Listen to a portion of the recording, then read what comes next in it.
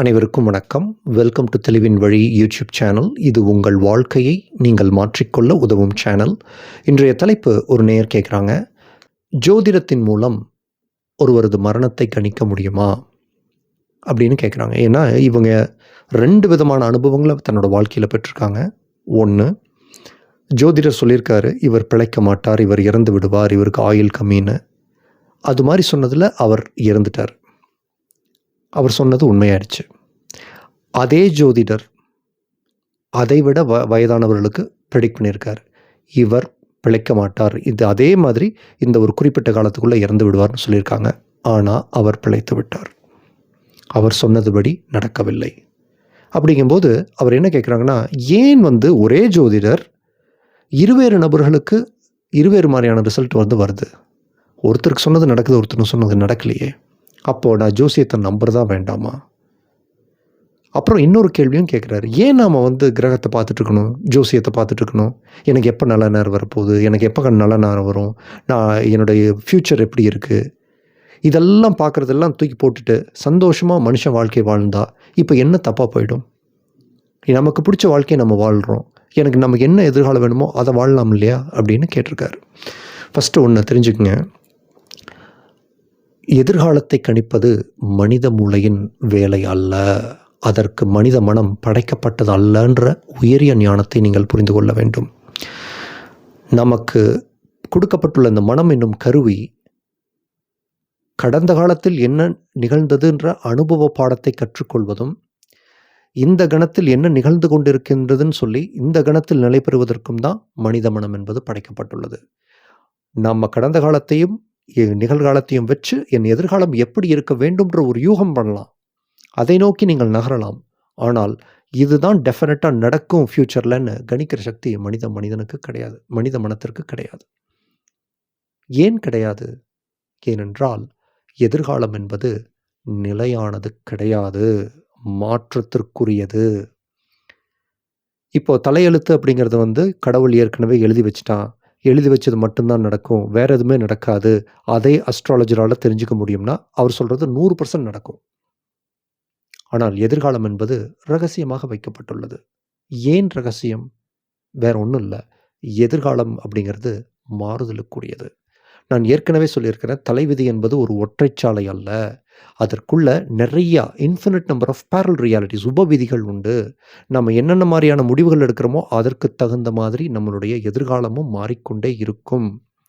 நீங்கள் ஒரு தெய்வத்திடமோ, அருள்வாக்கு சொல்கிற சாமியாரிடமோ, கடவுளிடமே நீங்கள் போய் கேட்டால் கூட அவர் எப்படி ஒரு ஃப்யூச்சரை ப்ரெடிக்ட் பண்ணுறாங்க அப்படிங்கிறத நீங்கள் புரிஞ்சுக்கணும்.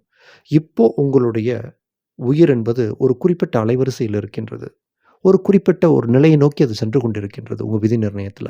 அப்போ என்ன பண்ணுறாங்க, அதற்கேற்ற நிஜம் என்ன அப்படின்றத பார்ப்பாங்க. ஒரு இருட்டு ரூம் எடுத்துக்கங்க, அதில் ஒரு டார்ச் எடுத்துக்கிறீங்க, டார்ச் எடுத்து லெஃப்ட் சைடு நீங்கள் அடிக்கிறீங்க. அடிக்கும்போது என்ன தெரியுது, ஒரு அந்த செவுத்தில் என்னென்ன, ஒரு இப்போ சமையல் ரூம்லேருந்து அடிக்கிறீங்கன்னு வச்சுக்கோங்களேன், அந்த குறிப்பிட்ட பகுதியில் அடிக்கக்கூடிய அந்த ரூமில் என்னென்ன பொருட்கள் இருக்குதுங்கிறது மட்டும் தெரியும், மற்றது தெரியாது இல்லையா?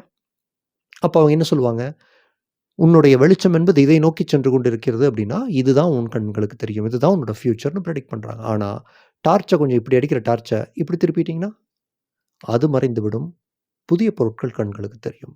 இது மாதிரி தான் உங்களுடைய எதிர்காலமும். அப்போது நீங்கள் ஒரு தெய்வத்திடமே செல்கிறீங்க அப்படின்னா, கடவுளுக்கே நான் சொல்கிறேன், அவருக்கு என்ன உங்களோட விதி நிர்ணயத்தில் இருக்குது, என்னென்ன வாய்ப்புகள் இருக்குன்ற ப்ராபபிலிட்டிஸ் அனைத்துமே தெரியும். ஆனால் அதில் எதை சூஸ் பண்ணுறீங்கன்றது உங்களோட மனம் சம்பந்தமானது. இது உங்களுக்கு கொடுக்கப்பட்ட தனி மனித சுதந்திரம். ஃப்ரீவில்ல கடவுள் அவ்வளோ ரெஸ்பெக்ட் பண்ணுவார், தனக்கும் சரி தன்னுடைய படைப்புகளுக்கும் சரி.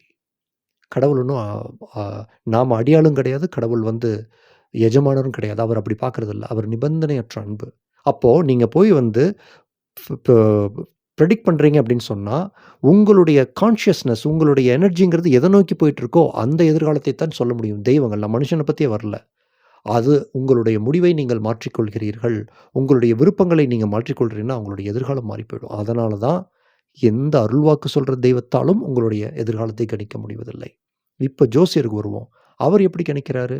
அவர் கணிப்பு அப்படிங்கிறது எதற்குள் இருக்குன்னு சொன்னால், இந்த கிரகங்கள் இந்த நிலையில் இருந்தால் இது நடக்கும், இது கண்டம். ஆனால் உறுதியாக இது நடக்கும்னு சொல்கிறதுக்கு அவருக்கும் தகுதி கிடையாது. ஏன்? உங்கள் விதி நிர்ணயத்தை உயர் தெய்வங்களோ உங்கள் ஆன்மா மட்டும் தான் அறியும். என்ன நடக்கப் போகுது அப்படிங்கிறத அவர் வெறும் கிரக நிலையில வச்சு சொல்றார். ஒரே டைம்ல ஒரு 4 குழந்தைங்க பிறந்ததுன்னு சொன்னா, 4ம் வேறு வாழ்க்கைய தான் வாழும். ஜோதிடர் ஒரு பலனைத்தான் சொல்ல முடியும். சரி, அப்ப ஜோசியத்த நம்பலாமா? வேணாமா? ஜோசியம்ங்கிறது உண்மையா? இல்லையா? அப்படின்னு கேட்டீங்கன்னா, உங்கள் ஜோதிடம் என்பது உங்கள் விதி நிர்ணயத்தை, பிறப்பின் நோக்கத்தை பிரதிபலிக்கின்றன. உங்களுக்குள்ள விதியின் சவால்களை பிரதிபலிக்கின்றன, பாதிப்பதில்லை. கிரகங்கள் பாதிப்புன்னு சொல்றது தப்பு. அது ஒரு உயர் ஞானம் கிடையாது. பிரதிபலிக்கின்றது. ஜோதிடத்துக்கு மேலான ஒரு அடுக்கு இருக்கு. அது உங்கள் விதி நிர்ணயம், பிறப்பின் நோக்கம், யுவர் தீம் ஆஃப் எக்ஸ்ப்ளோரேஷன். ஜோதிடத்தை நம்பலாமா? வேணாமான்னு கேட்கறதுக்கு பதிலா, நீங்க எப்படி பண்ணலான்னா, ஜோதிடத்தை உங்களுக்கு சாதகமாக பயன்படுத்திக் கொள்வது எப்படி? அப்படின்னு தான் பார்க்கணுமே இல்லையா? எனக்கு என்ன நடக்க போகுதுன்னு தெரிஞ்சுக்கிறதுக்கு அத பயன்படுத்தாதீங்க. நீங்கள் தான் உங்கள் நிஜத்தை கட்டமைக்கும் பிரம்மான்னு சொல்லிக் குடுத்துருக்கிறேன். ஒண்ணு தெரிஞ்சுக்கங்க. உங்களுக்குள்ளே எப்பவுமே இறை வழிகாட்டுதல் என்பது இருக்கின்றதுன்னு சொல்லியிருக்கிறேன். நீங்க வெளியில சத்குருவ தேடுறீங்க. ஆனா உங்களுக்குள்ளேயே இன்ட்யூஷன் அப்படின்னு சொல்லி, உள்ளுணர்வுன்னு சொல்லி உங்களுக்குள்ள குரு இருக்கு. சச்சித் குரு. சித்தத்திலே உங்கள் குரு இருக்கின்றார். சச்சித் குரு அனைத்தையும் அறிந்தவர். அப்போ உங்களுக்கு ஜோதிடத்தால் ஒரு வழிகாட்டுதல் வர வேண்டும். உங்க நம்பிக்கைகளுக்கு ஒரு ஜோதிடரின் வழியாக சில விஷயங்கள் நீங்க தெரிஞ்சுக்கிறதுன்றது வந்து, நீங்கள் நல்ல பாதையில் நடப்பதற்கு சரியாக இருக்கும்னு ஆன்மா முடிவு செஞ்சதுன்னு சொன்னா, உங்கள் விதி நிர்ணயத்தில் இருக்கக்கூடிய தெய்வங்கள் முடிவு செஞ்சாங்கன்னு சொன்னா, உங்களுக்கு ஜோதிடத்தின் மேல் ஒரு ஆர்வம், ஒரு ஈர்ப்பு, ஒரு கியூரியாசிட்டி, ஒரு விருப்பம், ஒரு உற்சாகம் என்பது வரும். அப்ப நம்பர் 1, ஜோசியம் உண்மையா பொய்யான்றது கிடையாது. அது உங்களுக்கு உண்மையா பொய்யான்றத கண்டுபிடிங்க. எப்படி கண்டுபிடிக்கிறது? உங்களுக்கு அதன் மேல் ஒரு ஆர்வம், உற்சாகம் வரும். அதன் மேல் ஒரு ஈர்ப்பு, ஒரு ஜோதிடர் மேல் ஒரு ஆர்வம், உற்சாகம் வரும். அப்ப நீங்க என்ன பண்ணலான்னா, அந்த ஜோதிடரை நீங்கள் நாடலாம். அந்த ஒரு குறிப்பிட்ட டைம்ல உங்களுக்கு அப்படி ஒரு உற்சாகம் வருதுன்னா பாருங்க. அது என்ன பண்ணலாம்? அந்த உற்சாகம் வரும்போது, அவர் சொல்ற எல்லாமே உங்களுக்கு நடக்கணுங்கிற அவசியம் கிடையாது. வாழ்க்கையில நீங்கள் அடுத்த கட்டத்தை நோக்கி செல்வதற்கு, அடுத்த முடிவை நீங்கள் எடுப்பதற்கு நீங்கள் எதை தெரிந்து கொள்ள வேண்டுமோ, அதை நீங்கள் தெரிந்து கொள்வதற்கு ஒரு சில க்ளூஸ குடுக்கிறதா கூட இருக்கலாம். அதை நீங்கள் எடுத்துக்கொள்ளுங்கள். ஜோசியர்ட்ட போறீங்கன்னா, அவர் எல்லாத்தையும் உங்களுக்கு சொல்லணுங்கிற அவசியம் இல்ல. மறுபடியும் சொல்றேன். எனக்கு என்ன நடக்க போகுது? என் எதிர்காலம் எப்படி இருக்கு? தயவு செய்து மறுபடியும் சொல்றேன். உங்கள் எதிர்காலம் உங்கள் கையில் இருக்கிறது. நீங்க என்ன முடிவு எடுக்கிறீங்களோ, அதுக்கு தகுந்த மாரி தான் அந்த எதிர்காலம் நடக்கும். அத நீங்க புரிஞ்சுக்க மாட்டேங்கிறீங்க. உங்களுக்கு வந்து ரத்தத்திலேயே ஊறி இருக்குது. எவ்ரி செல்லு ஊற வச்சுட்டாங்க. கிரகங்கள் என்ன குடுக்குதோ அதத்தான் நீ வாங்கியாகணும். அது ஒரு முற்றிலும் கீழான ஆன்மீகம். உயர் பரிமாணங்களின் ஞானம் அது கிடையாது. அது பூமிக்கு உட்பட்ட மாயை. அத அப்படி நம்புனீங்கன்னா, அது அப்படித்தான் நடக்கும். அப்போ நீங்கள் ஒரு ஜோதிடர்ட்ட போகும்போது, இப்போ உதாரணத்திற்கு நீங்க ஒரு ஷேர் மார்க்கெட்ல இன்வெஸ்ட் பண்ணணும்னு நெனைக்கிறீங்க. ஷேர் மார்க்கெட்ல நீங்க பண்றீங்க. அப்ப அவர் என்ன பண்ணுவாரு? புதனை பார்ப்பார். குருவை பார்ப்பார். குருன்றவர் அறிவு, பொன் சம்மந்தப்பட்டவர். புதன் அப்படிங்கிறவர் அனலிட்டிக்கல் கால்குலேஷன், புத்திகாரகன். இந்த 12ஆம் இடம் இது மாரியெல்லாம் சில ஸ்தானங்கள பார்ப்பாங்க. அப்படி ஸ்தானத்த பார்க்கும்போது நீங்க எப்படி புரிஞ்சுக்கணும்னா, உனக்கு இது சரிப்பட்டு வரும், சரிப்பட்டு வராதுன்னு இருக்கக்கூடாது. உங்களுக்கு ஸ்டாக் மார்க்கெட் மேல ஒரு ஆர்வம், உற்சாகம் வருகிறதுன்னா தாராளமா பண்ணுங்க. ஆனா, அதை பண்ணும்போது உங்களுடைய ஜாதகம் எதை உங்களுக்கு பிரதிபலிக்கிறது, எந்த உண்மையை உங்களுக்கு உணர்த்துகிறதுங்கிறத ஜோதிடர் உங்களுக்கு வழிகாட்டியா சொல்லணும். "தம்பி நீ பண்ணலாம். பண்ணேன்னா, நீ இந்த மாரி முடிவெடுக்கக்கூடாது. இந்த மாரி முடிவெடுக்கலாம். இந்த கிரகங்கள் அப்படிங்கிறது வந்து உன்ன கொஞ்சம் மோட்டிவேட் பண்ற மாரி உனக்கு ஒரு ஃபீலிங் வந்ததுனாலும், இப்போ ஒரு உதாரணத்திற்கு ஒரு குறிப்பிட்ட தொகை மட்டும் தான் நீ இன்வெஸ்ட் பண்ணணும். ஃபினான்ஷியலி நீ ரொம்ப ரிஸ்க் எடுக்கக்கூடாது. நீ வந்து எப்படி போகணும்? எந்த பேஸ்ல போனா உனக்கு சாதகம்னு சொல்லி அவர் உங்களுக்கு ஒரு கிளியர் கைடன்ஸ் குடுக்கலாம். அப்ப என்ன ஆகுது? உங்கள் ஆர்வத்திற்கும், உற்சாகத்திற்கும் செயல் வடிவம் கொடுப்பதை நீங்கள் நிறுத்தவில்லை. அதை எவ்வாறு செயல் வடிவம் கொடுக்க வேண்டும் அப்படின்ற தெளிவோடு உங்கள் ஆர்வத்திற்கு செயல் வடிவம் கொடுக்கிறீர்கள். அப்படிங்கும்போது ஜாதகம் உங்களுக்கு பயன்படும். இல்லன்னா 8ல ராகு உனக்கு குடுக்க மாட்டான் அப்படின்ட்டாலே முடிஞ்சு போச்சுன்னு அர்த்தம். உங்களுடைய பயத்தாலோ, பாதுகாப்பின்மையினாலோ, வருத்தத்தாலோ, இல்லது என் எதிர்காலம் எப்படி இருக்க போகுதோன்ற அங்கலாய்ப்பிலே நீங்க ஒரு ஜோசியர்ட்ட போனீங்கன்னா, பணத்த குடுத்துட்டு வருவீங்க. உங்களுக்கு பெருசா அதுல நடக்கும்னு சொல்ல முடியாது. அப்போ ஜோதிடத்தை உங்களுடைய சாதகத்திற்கு நீங்கள் பயன்படுத்திக் கொண்டீர்கள் என்றால், அது உங்களுக்கு நடக்கும். உங்களுக்கு ஒரு ஆர்வம், உற்சாகம் வரும்போது மட்டும். இல்லன்னா, உங்கள் ஆன்மா உங்களுக்கு எந்த மாதிரியான வழிகாட்டுதல் வருவது, உங்கள் வாழ்க்கைக்கு நல்லதோ, உங்கள் வாழ்க்கையை மேம்படுத்துமோ, உங்கள் வாழ்க்கையை மாற்றுமோ, டிரான்ஸ்ஃபார்ம் பண்ணுமோ, அதன் வழி தான் உங்கள் ஆன்மா உங்களை வழிநடத்தும். இப்போ என்னுடைய சேனல் பார்த்து எத்தனையோ பேர் வாழ்க்கைய மாத்திக்கிட்டவங்க இருக்காங்க. நான் என்ன பரிகாரம் சொன்னேன்? என்ன ஜோசியம் நான் சொன்னேன்? எதுவுமே சொல்லலியே. ஆனா என் ஞானம் உங்க வாழ்க்கைய மாத்துச்சா இல்லையா?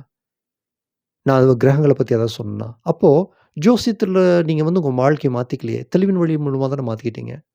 எனக்கு பக்கா 7 சனி. நான் எப்படி இவ்வளோ புண்ணியங்கள நான் சம்பாரிச்சேன்? சம்பாரிச்சுட்டு இருக்கிறேன், சம்பாரிக்க போறேன். உங்கள் ஆர்வத்திற்கும், உற்சாகத்திற்கும் செயல் வடிவம் குடுத்து நீங்க ஜோசியத்த பார்த்தீங்கனாலே, இந்த கிரகங்கள் என்ன உங்களுக்கு பிரதிபலிக்குதுங்கிறத நீங்களே தேடி கண்டுபிடிச்சுருவீங்க, ஒரு ஜோசியர் இல்லாம. அப்படி ஜோதிடரோட உதவி வேணும்னு சொன்னா, ஒரு ஜோதிடர் மேல் உங்களுக்கு ஒரு ஈர்ப்பு வரும். ஜோதிடத்தின் மேல் ஈர்ப்பு வந்துச்சுன்னா, அத பற்றி ஆராய்ச்சி செய்யுங்க. தப்பே இல்ல.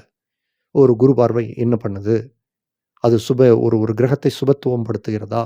இல்லையா? அப்படின்றதெல்லாம் நீங்களே கண்டுபிடிப்பீங்க. புரியுதுங்களா? ஸோ, அதனால நீங்க எதிர்காலத்தை பத்தி, மரணத்தை பத்தி கணிக்க முடியுமா? முடியாதா? அப்படின்ற கணக்குக்கு நீங்க போக வேண்டாம். அது ஜோதிடரால் உறுதியாகச் சொல்ல முடியாது. நீங்க உங்களுடைய அலைவரிசை தான் உங்களுடைய நிஜத்தை தீர்மானிக்கிறது அப்படிங்கிறத புரிஞ்சுகிட்டு, என்ன அலைவரிசையில இருக்கீங்களோ அதற்கேற்ற நிஜம் வெளியே பிரதிபலிக்கும். நீங்கள் ஒரு உயர்ந்த அலைவரிசைக்குச் செல்லுங்கள். உங்கள் ஆர்வத்திற்கும், உற்சாகத்திற்கும் செயல் வடிவம் கொடுக்கும்போது, அதற்கேற்ற ஃபியூச்சர நீங்க வந்து ஆட்டோமேட்டிக்கா பில்ட் பண்ணுவீங்க. அந்த நிஜத்தை நீங்கள் உங்கள் நிஜத்தில் பார்ப்பீர்கள். என்ன நடக்கப் போகுதுன்ற கேள்வி அவசியமற்றது. சரியா? உங்களுடைய பொன்னான நேரத்துக்கு என்னுடைய மிக்க மகிழ்ச்சி. Thank you very much.